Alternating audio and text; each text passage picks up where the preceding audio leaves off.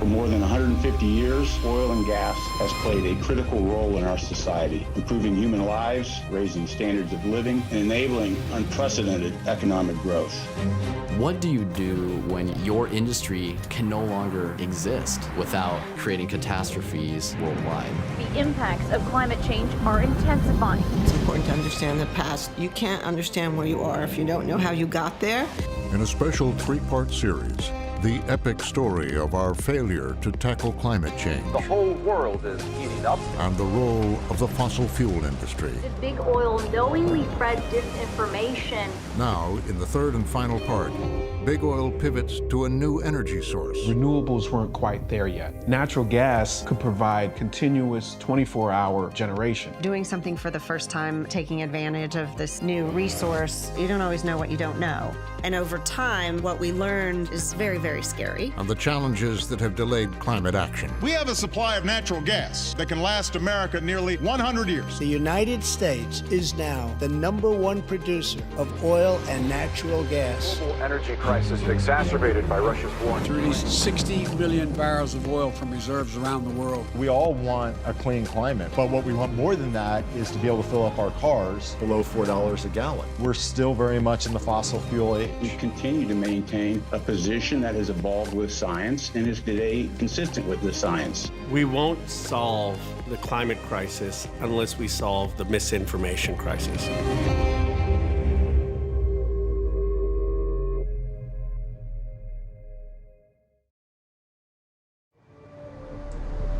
Hey guys, nice night, huh?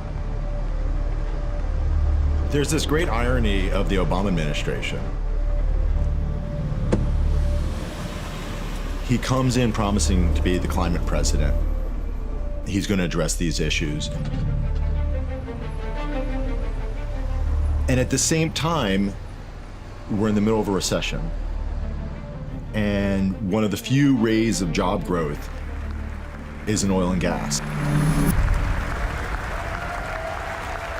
And nowhere is the promise of innovation greater than in American-made energy.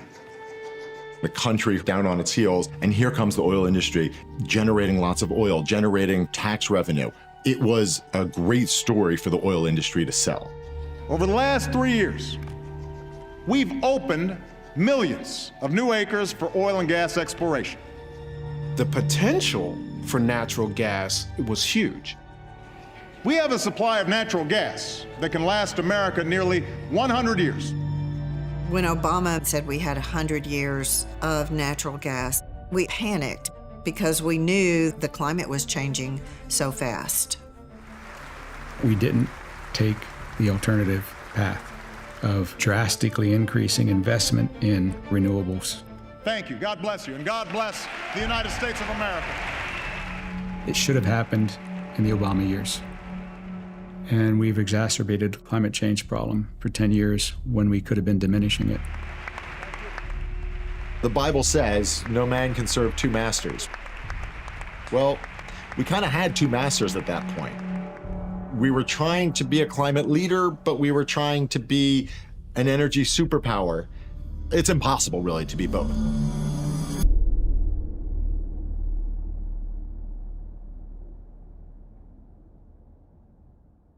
There are massive fracking booms happening in Texas, North Dakota, Pennsylvania, Ohio. I mean, just look at that. It's much of the middle of this country. It's led to unprecedented expansion in towns from Cotulla to Beeville the oil and fields Coverup. fueling a red-hot energy boom in the U.S. During the early years of the Obama administration, despite widespread concern about climate change, the fossil fuel industry was experiencing an historic boom, with tens of thousands of new wells across the United States. It was driven in large part by a new technology for extracting oil and natural gas. It would be a turning point for the fossil fuel industry and the fight against climate change. Tony and Graphia had helped make it happen. I certainly didn't grow up questioning fossil fuels. It was just 1950s USA. Everything was automatic and wonderful. We didn't realize it at the time, but fossil fuels were driving what we call Western civilization. And still today, I value what fossil fuels have done for the world. In the early 1980s, Ingraphia was part of a team of U.S. government engineers tasked to solve a problem. U.S. oil and natural gas production had just fallen off, right off the end of the table since the oil embargo. All out! Say it, all out of gas! What is this? I'm in a line 2 hours here and I can't get gas? This is baloney. America was becoming increasingly dependent on imported oil and gas from unreliable sources after its own reserves declined. No gas.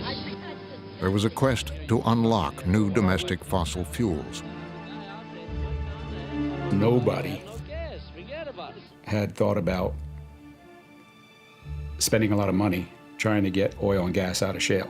Nobody knew how to do it. And most people in the industry, the vast majority of the people in the industry, said it couldn't be done.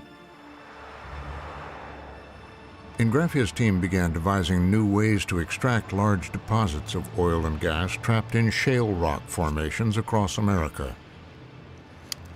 They called it fluid-driven fracture, now known as fracking. Even in this small piece of Marcellus shale, there is stored methane, which becomes natural gas when it's produced. And if one were to estimate the total amount of methane, thousands of square miles under all these states, it's many, many trillions of cubic feet of natural gas. Energy. How do you get energy out of the earth? It all comes by cracking rock. Oil embargo, energy crisis, crack rock, help.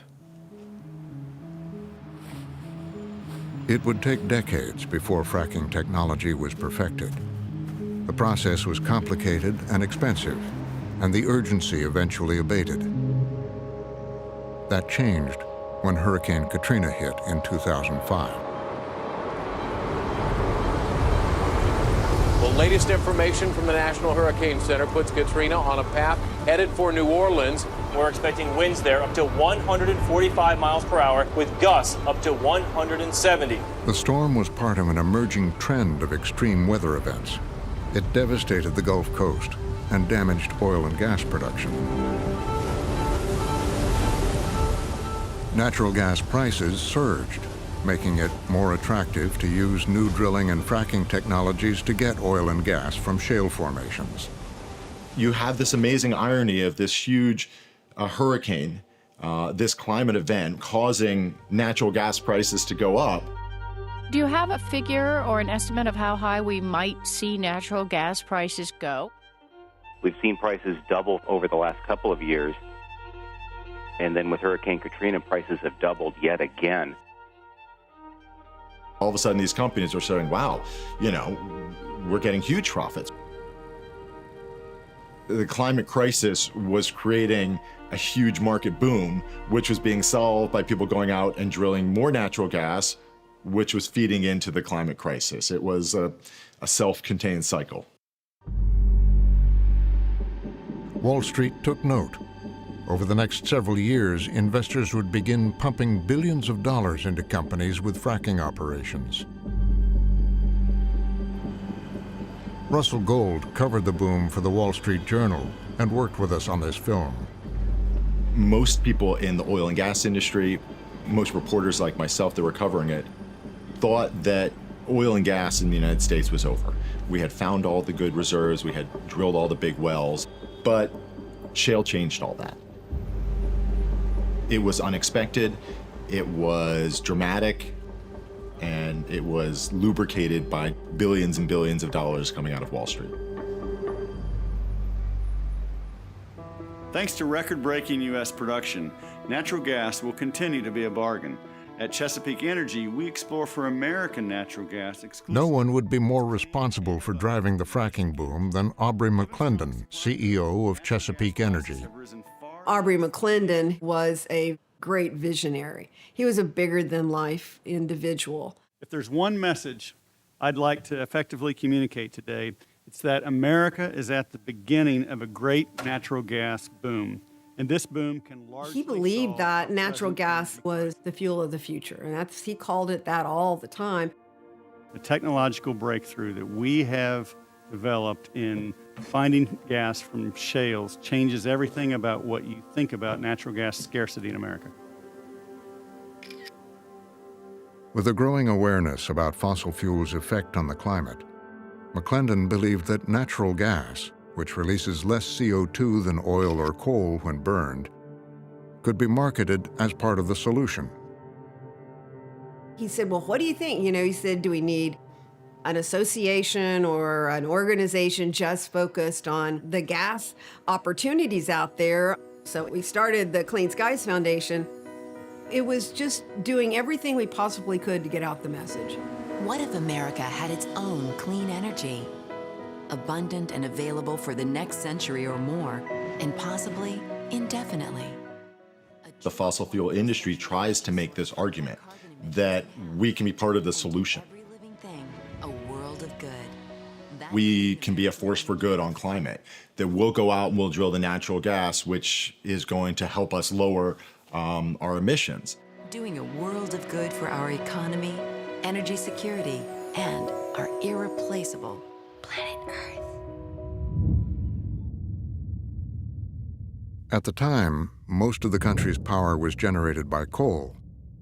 McClendon saw an opportunity to position natural gas as a clean alternative. He starts courting probably the most prominent environmentalist in the country, Carl Pope, at the Sierra Club. We were working with Chesapeake to kill coal, and they were providing us with financial support. I think it was quite clear that Chesapeake's objective was to build markets for natural gas at the expense of coal. The concept that we were trying to convey was to say, eventually we have to be off all fossil fuels, but we have to get off coal first, oil second, and gas third. So we have the opportunity to replace a very dirty fossil fuel coal with a much cleaner fossil fuel natural gas for the next 20 or 30 years, and that's going to make it even cheaper to decarbonize our economy. Now, you're a major environmentalist. With the Sierra Club behind him, McClendon had laid out a powerful marketing strategy for natural gas, a strategy that would be embraced by ExxonMobil. X certainly marks the spot. ExxonMobil announcing it is buying XTO Energy, and it's a $41 billion deal, including some debt. ExxonMobil is making a bet here on natural gas. In 2010, ExxonMobil purchased fracking company XTO for $41 billion. Overnight, it had become America's largest natural gas producer.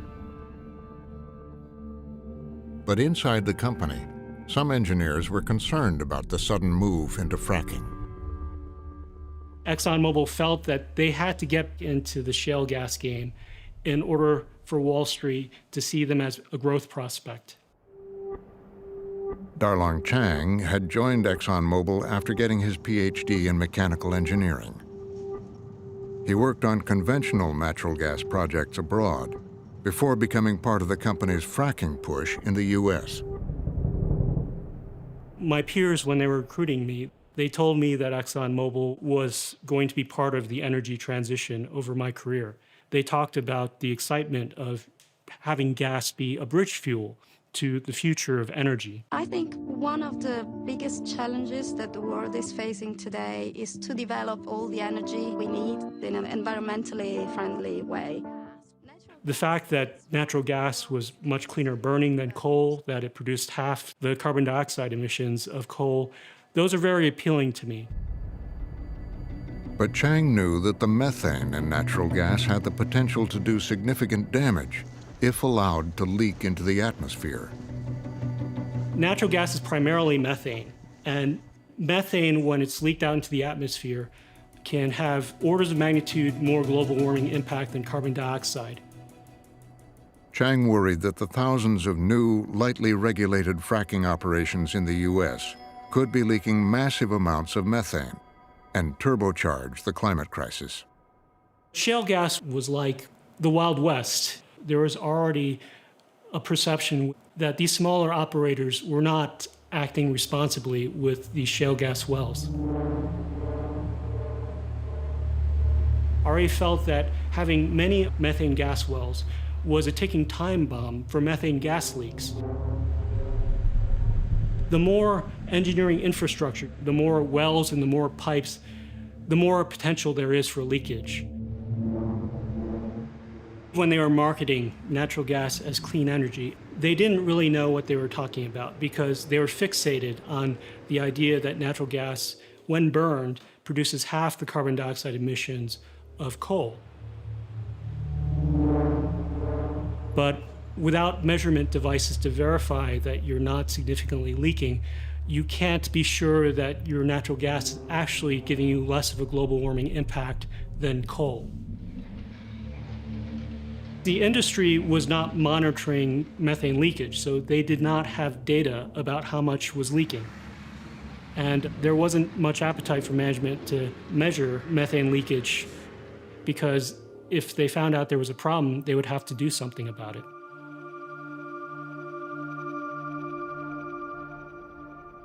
At the time, ExxonMobil and others in the industry said they were working to reduce methane emissions, which were already within limits set by the EPA.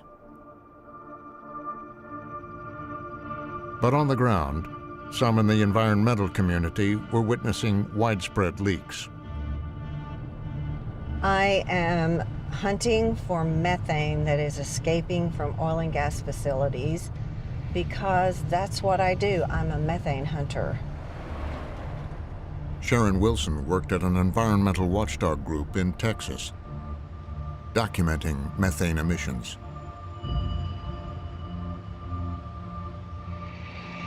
All of these pieces of equipment have got leaks. There's a lot of methane going off the flare.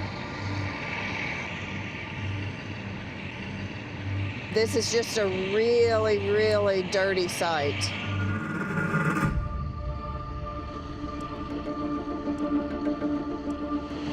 This is an optical gas imaging camera, and it makes the invisible methane and volatile organic compounds from oil and gas facilities, it makes those visible. These emissions, what's coming out of oil and gas sites, the fact that it's invisible has helped them be able to expand and help them maintain that narrative of being clean, and when that is not the case. The tanks are venting. Wilson traveled the country, gathering evidence of methane leaks at fracking sites, including ExxonMobil wells. We need to move about where that telephone pole is. She'd send her findings to regulators and the press. It's just disbelief that you can show someone video after video, proof after proof after proof, and they still do nothing. I sure can't compete with the oil and gas industry PR budget that they use to pump propaganda at us. That tank is emitting a lot of methane. I'm showing their dirty secrets that can't be seen without this optical gas imaging camera. ExxonMobil would not grant us any interviews. In a statement, it said it has been an industry leader in the effort to reduce methane emissions and has been advancing technology to detect leaks. As Sharon Wilson was sounding the alarm, a growing number of scientists were waking up to the dangers of methane, including the man who'd helped pioneer the process of fracking. I became very much more concerned about climate change when I realized what shale gas and oil was going to unleash. That's the right word, unleash. This is trite. Unleashed a tsunami of oil and gas. Yes, that's what it did. That's when I started feeling contradictory regret and pride. Pride that we had done good engineering work to help somebody eventually figure out how to do it. Regret that we had helped somebody figure out how to do it. by going to shale, we're going to prolong the fossil fuel industry. And by prolonging the fossil fuel industry, we're going to exacerbate climate change.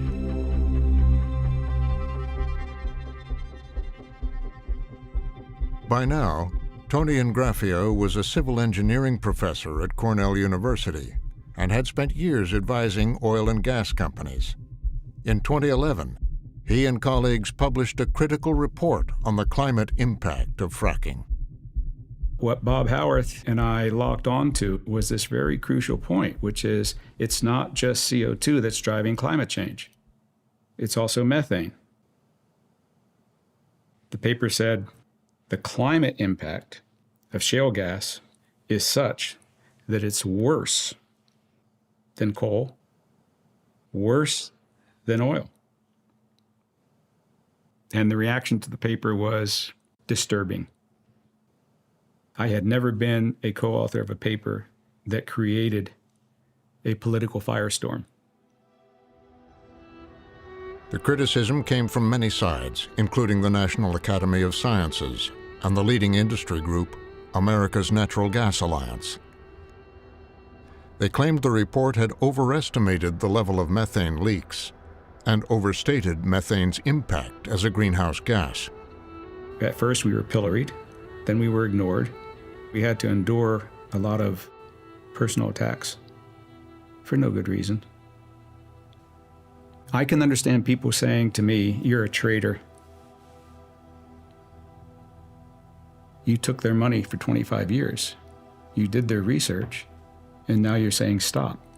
Yeah, okay, I am.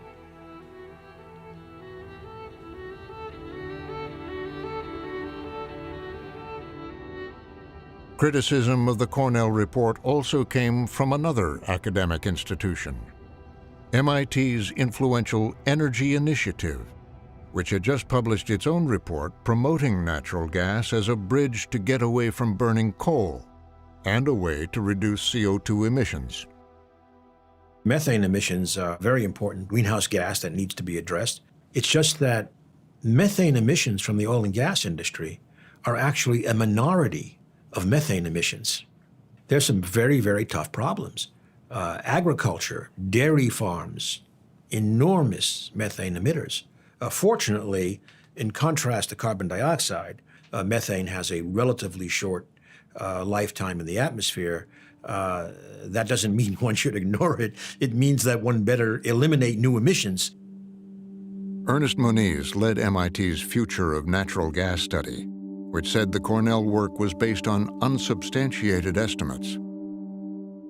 Moniz would not talk about it in our interview, nor would he answer questions about the funding for the study, other than to say it was transparent. The point is, we always believe in transparency, and so that's, yeah. The MIT report's major sponsor was Aubrey McClendon's American Clean Skies Foundation. We really wanted MIT in particular because they had been the authoritative source testifying before Congress on all these other energy. And we thought we want the gold standard. And we said, we believe this is the next big thing. Denise Bodie was on the advisory committee for the MIT study. We made our case that it was a valid emerging issue that they could add credibility to, and then they accepted it. Bolstered by the MIT study, the industry narrative on natural gas would take hold in Washington. I have the high privilege and the distinct honor of presenting to you the President of the United States. It became part of President Obama's 2012 State of the Union address, where he unveiled his ambitious new energy policy.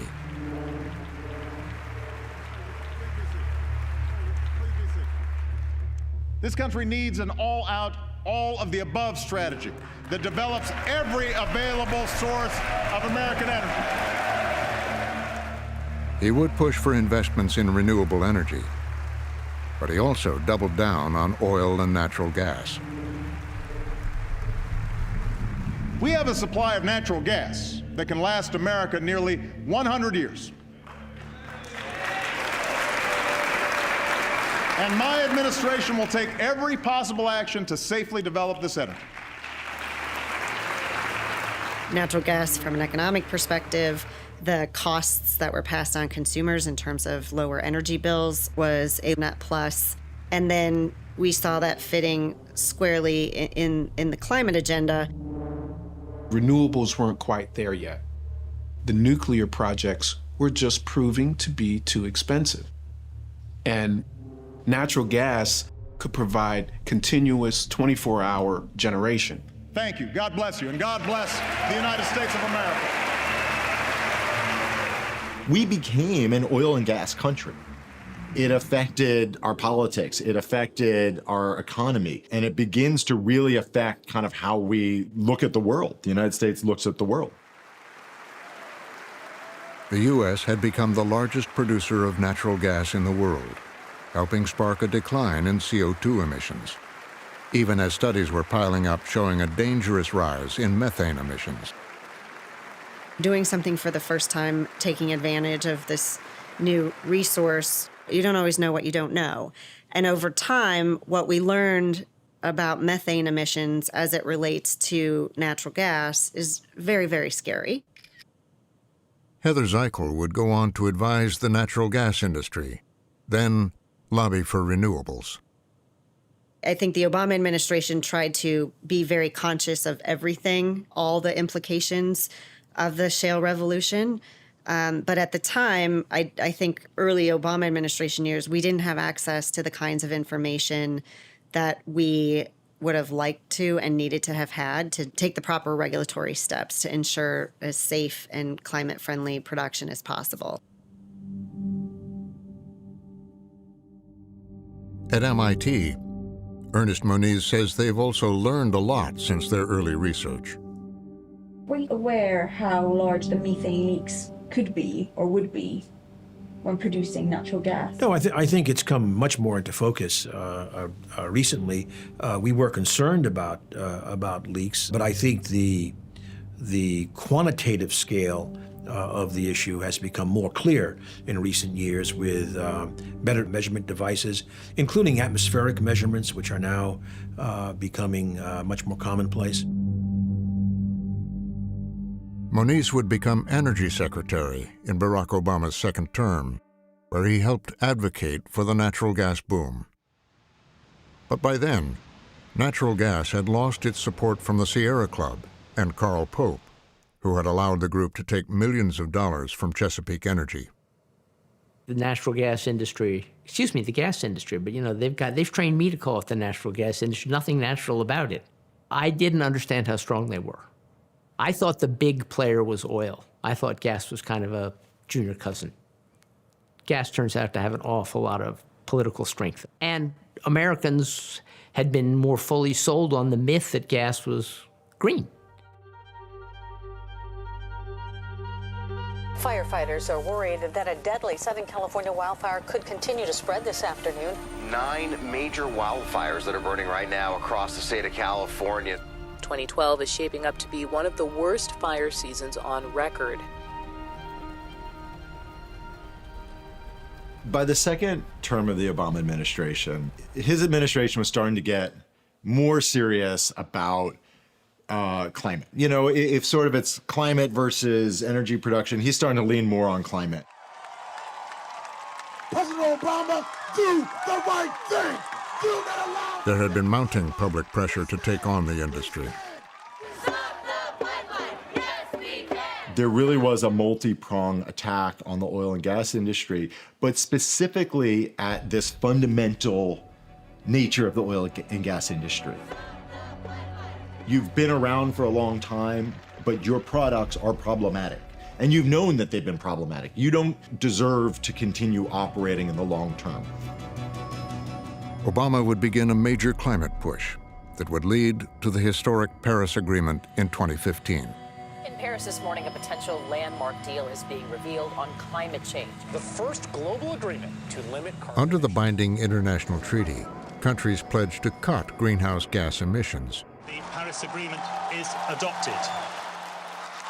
I've come here personally as the leader of the world's largest economy and the second largest emitter to say that the United States of America not only recognizes our role in creating this problem, we embrace our responsibility to do something about it. Back at home, the Obama administration was already taking steps to meet the treaty's obligations, proposing new climate regulations, including limits on methane gas emissions. He was pursuing a major plan to move away from fossil fuels like coal and promote renewables like wind and solar. It was called the Clean Power Plan. President Obama's Clean Power Plan, the idea was that, by 2030, could reduce the carbon emissions by 32% compared to 2005 levels. That was an ambitious effort. ExxonMobil and others in the fossil fuel industry had publicly come out in support of the Paris Agreement. But almost immediately, Obama's new climate agenda came under attack from Republicans around the country. He declared a war on fossil fuels. It's all about an anti-fossil fuel strategy to shut down coal generation and fossil fuel generation and the generation of electricity. And you should be very concerned about that. Because what is it going to be replaced with? If it's renewables, wind, the cost of that is going to be insurmountable for this country. And I'm so thankful that we have attorneys general across this country who have been on the front line holding the president accountable as he's acted in that fashion. It may be the most critical time in our nation's history to have a group of conservative, rule of law, Republican attorneys general in office. These issues matter. Oklahoma Attorney General Scott Pruitt rallied a coalition of like-minded Republican AGs. Whether it's involving fighting the EPA, fighting the National Labor Relations Board, combating... The coalition was backed by coal, oil, and natural gas companies and their allies, including ExxonMobil and Koch Industries. We are pro-business. The oil and gas industry, they shifted into counterattack. They were not going to let someone else run the narrative. So they fought back, with tooth and nail. Every Republican attorney general matters, but as a group... The attorneys general sued the administration, claiming the federal government was overstepping its authority and infringing on states' rights. In my state, I've filed 30 different lawsuits against EPA. Almost every one of those has been in concert, in collaboration with the other attorneys general. They argued that methane emissions from oil and gas had actually been going down in the U.S., even though numerous studies showed them rising. Natural gas is a key opportunity to further improve environment. Methane emissions are down in the United States, yet they're pursuing a methane regulatory regime. Why do we need to go out and regulate it even more than it already is? The industry came out fighting those methane regulations like crazy. They said that they didn't need rules, they could do this voluntarily. I'm going to just set up here. They were marketing natural gas as part of the climate solution. All the while, I was collecting more and more evidence out on the ground, out in the middle of it, of these horrible, horrible emissions. I went to DC more than once and testified for the Obama rules. The industry was saying one thing, and I was presenting this evidence that showed that what they were saying was not true. It was never true.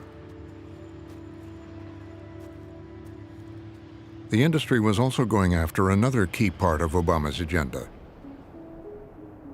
the push to support renewable energy sources. We were going gangbusters, trying to put as many projects in the ground as possible. I mean, it seemed like the greatest time to be in renewables. Patrick Woodson had been building wind farms across the U.S. for years with bipartisan support. Both parties were talking about how great wind was and how great renewables were. Then you started to see the political camps shift, and all of a sudden Democrats became for renewable expansion, and many Republicans became against. Obama's Clean Power Plan was giving wind and solar a financial boost against less expensive fossil fuels like natural gas.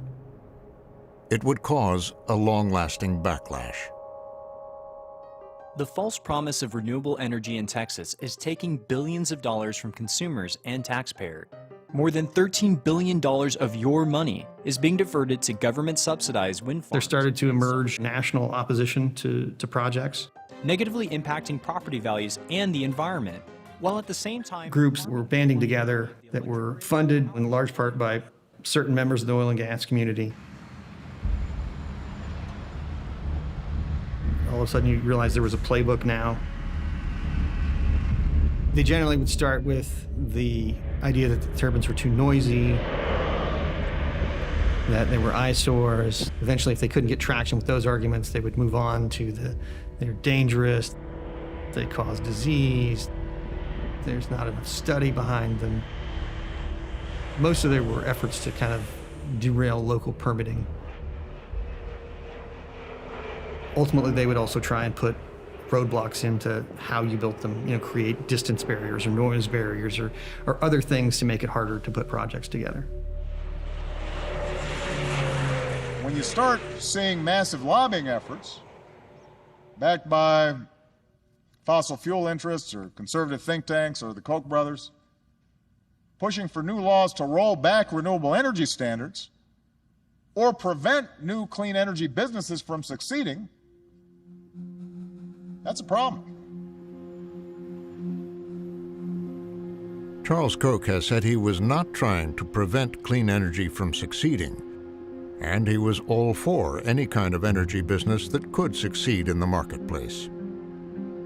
ExxonMobil did not respond to questions about its support for the Republican AGs that opposed the Clean Power Plan, but said it backs a variety of organizations that promote sound public policy. Obama's Clean Power Plan would get stalled in the legal fight with the attorneys general, and his presidency would end with his climate agenda in peril. The 45th President of the United States of America, Donald J. Trump. The next president would finish it off. We will determine the course of America and the world for many, many years to come. Mr. Trump, who once called global warming a hoax, signed a sweeping executive order this week calling for regulators to rewrite President Obama's climate change policies. 2 months after he became president, Donald Trump joined Scott Pruitt, his pick to head the EPA, to kill President Obama's Clean Power Plan. Okay. Trump immediately scrapped that plan, so that dampened any growth that would have come from that effort. We had to sort of go on the defensive again. Trump's vocal opposition to renewables and lack of faith in science and technology were big concerns for a number of us. There's been a change of direction. The president has sent a very clear message that the last 8 years where we had to choose between jobs and the environment, those days are over. The war on coal ended. The war on fossil fuels ended. All right. Yeah, it's good to see you. Likewise. Thank you so much. And you look at the Trump administration, who they brought in, Secretary of State Rex Tillerson, former CEO of Exxon, heading up the Department of Energy, Rick Perry, a former governor of Texas. There were a lot of friends of the oil and gas industry that went to Washington, D.C. with the Trump administration. And how about these Democrats? They want to get rid of oil. They want to get rid of natural gas.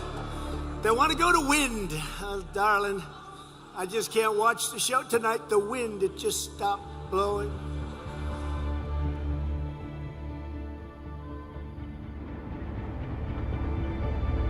Trump attempted to roll back the Obama climate agenda. His administration delayed or repealed more than 24 environmental rules and regulations, including those on methane emissions. A reversal of tougher Obama-era standards for rules on greenhouse gas emissions and fuel economy. A plan that would dramatically weaken pollution limits on coal-fired power plants. New rules making it easier for oil and gas companies to release methane. Pressure on the industry eased off even more when President Trump pulled out of the Paris Agreement. We withdrew from the one-sided, horrible, economically unfair, close your businesses down within 3 years. Don't frack, don't drill. We don't want any energy. The horrible Paris Climate Accord that killed American jobs and shielded foreign polluters. To pull out raises a question of where does the whole effort to reduce emissions go? That sent a clear message globally that the United States was not going to play a role as a leader on climate. I mean, those were very good years for the oil and gas industry in the United States. The United States is now the #1 producer of oil and natural gas anywhere in the world.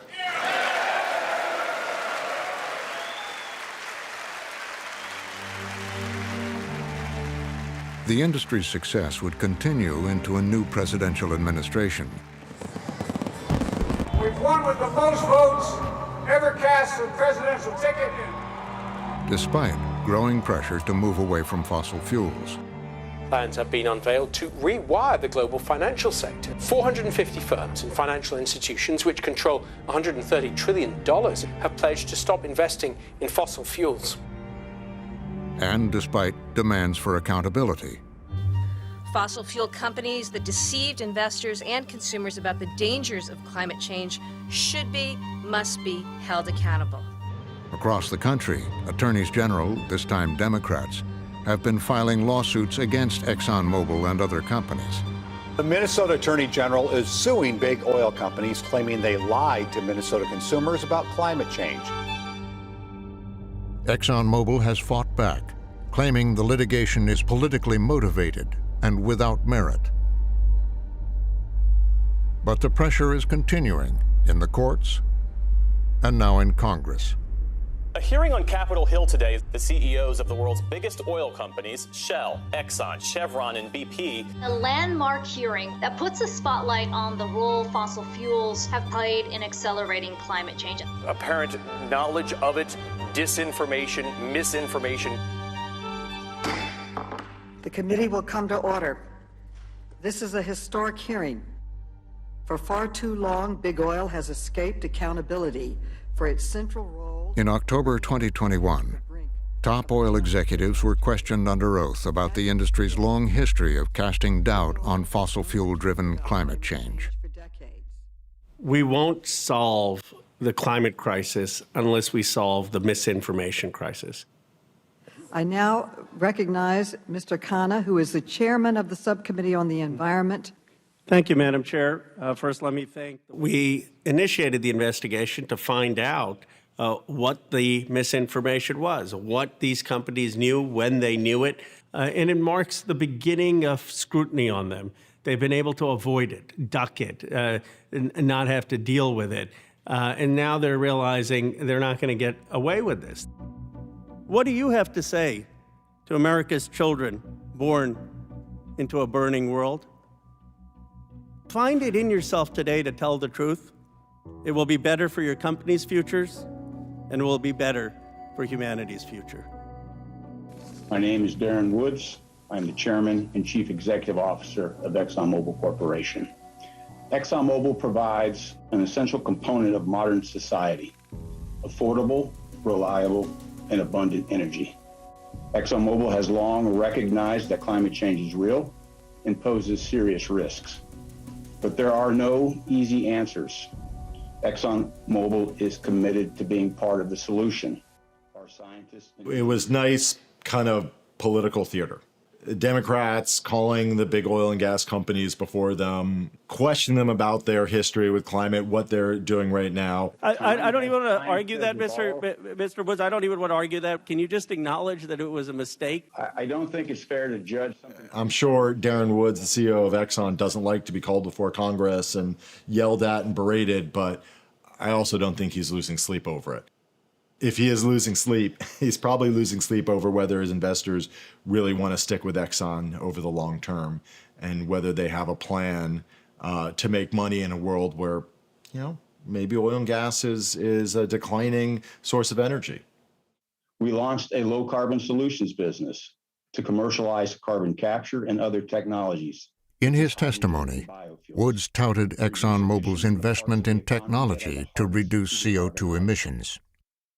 Carbon capture and storage can remove more than 90% of CO2 emissions from these carbon-intensive sectors. ExxonMobil has announced plans to spend billions on technology that captures CO2 and stores it in the ground. Just as the industry did with natural gas years before, they're promoting it as a climate solution. It's not at all surprising that fossil fuel companies would promote ideas and policies that enable the continued use of fossil fuels so that they can sell these fossil fuels. Flows over. Charles Harvey is an expert on carbon storage and was a scientific advisor to a carbon storage company.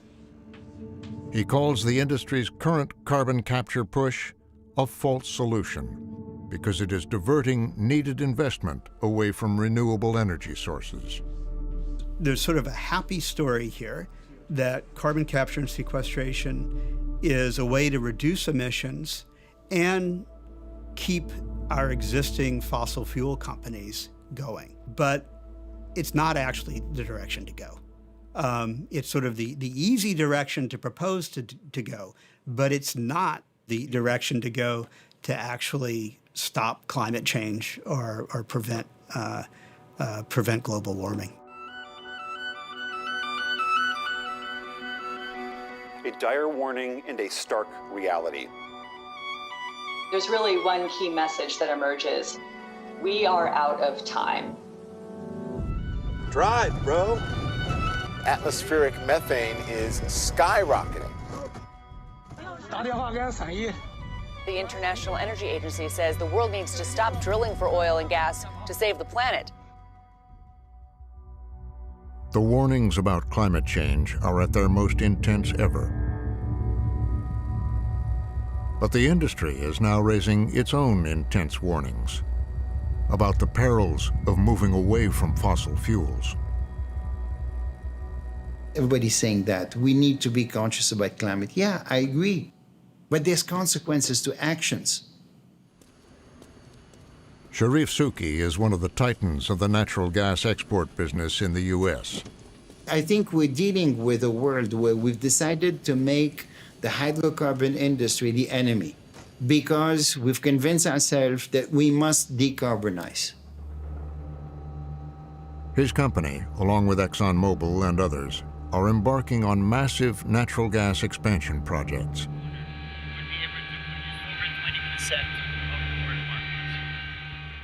Nobody has been confronted with what the cost of this energy transition is. You still need to increase energy by 50% in order to satisfy the aspiration of 90% of the world. 85% of the world's energy is hydrocarbons.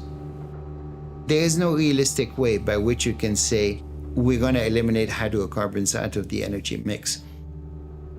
Renewables, it's about 5%. So before it becomes a significant piece of the energy mix, it's going to take decades. It's not going to happen overnight.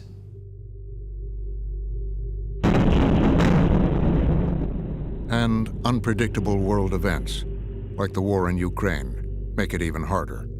As a global energy crisis emerges, exacerbated by Russia's war in Ukraine, Oil prices have been significantly impacted by the war in the last few weeks.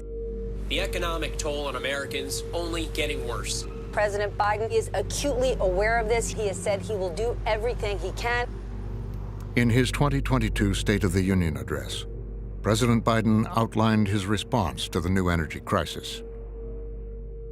Tonight, I can announce the United States has worked with 30 other countries to release 60 million barrels of oil from reserves around the world.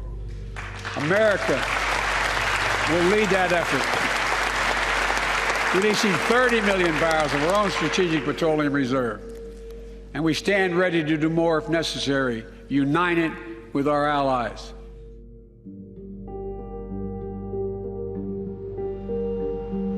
At the same time, the president is pursuing a climate agenda more aggressive than any of his predecessors, pushing the U.S. to cut greenhouse gas emissions to as close to zero as possible by 2050, a goal known as net zero. The irony of a climate president and presidents who are pushing for more climate action is that we all want a clean climate, but what we want more than that is to be able to fill up our cars below $4 a gallon. And when prices start to creep up, people get unhappy. The way I think about it is that we're still very much in the fossil fuel age. You know, as much as they talk an aspirational game about net zero by 2030 or 2040, we're not there yet, and a lot can get in the way. But as we sit here in 2022, still need oil.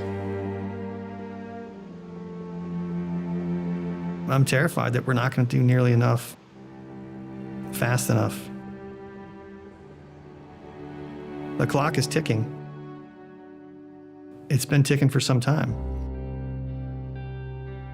I'm not terribly optimistic that America is going to get its act together in a way that's going to allow us to kind of make a meaningful difference.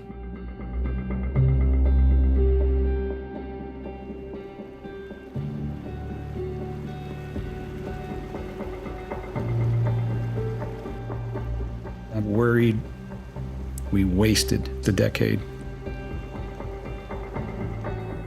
And now we're playing catch up.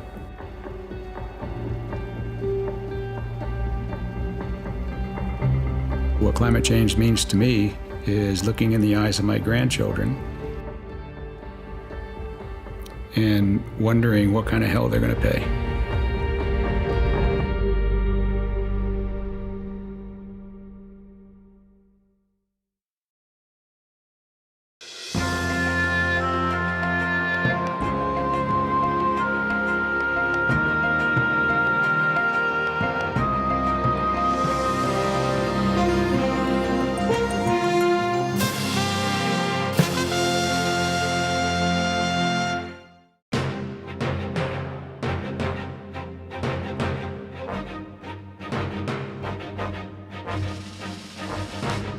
For more on this and other Frontline programs, visit our website at pbs.org/frontline.